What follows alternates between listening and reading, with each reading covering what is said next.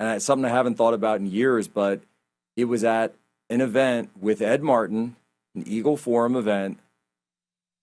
I don't even know how many years ago now that I met Charlie, and Yeah. out there in St. Louis. And I remember being there, and our first son had just been born.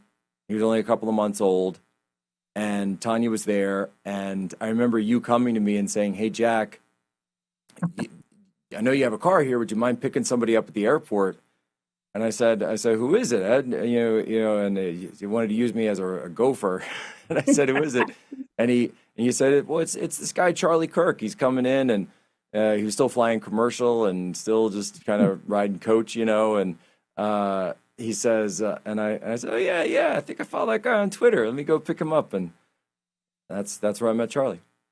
Yeah. Well, a couple things on that. One is, as you know, we all met Charlie Kirk, and then in many ways that we all acknowledge, he sort of outshined us all, outgrew us all. I mean, one of the really funny Oh yeah. things is when you have somebody who's so capable and talented and, 25 years younger than me, and I learned from him, and so he was extraordinary. I will give a little hat tip. Phyllis Schlafly, who founded Eagle Forum and was my mentor, she was really good at bringing people together. And one of the things that happened with Charlie is we could get together, and you and others, that was an extraordinary time, and we all grew together, and we kind of grew up. But that was awesome, and Phyllis was great at that. But that's the thing I've been thinking a lot about, Jack, is we got to watch Charlie grow over these years, and it was something that was so inspiring. Meaning, when he was 18 and started Turning Point, and for maybe till he was like, I don't know, 23 or 4, he was like a young buck, and he was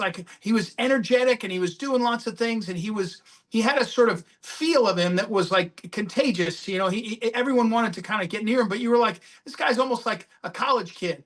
And then he grew, and then he was a builder of an organization, and then suddenly he was this mature leader. I think his wife played a role, and then having kids played a role. And by the time, I mean, I can't even say it, by the time he's gone, he was this extraordinary presence as a builder, as a charismatic person, but as a father, as a Christian, and as a communicator. And to see that, he like lived his life.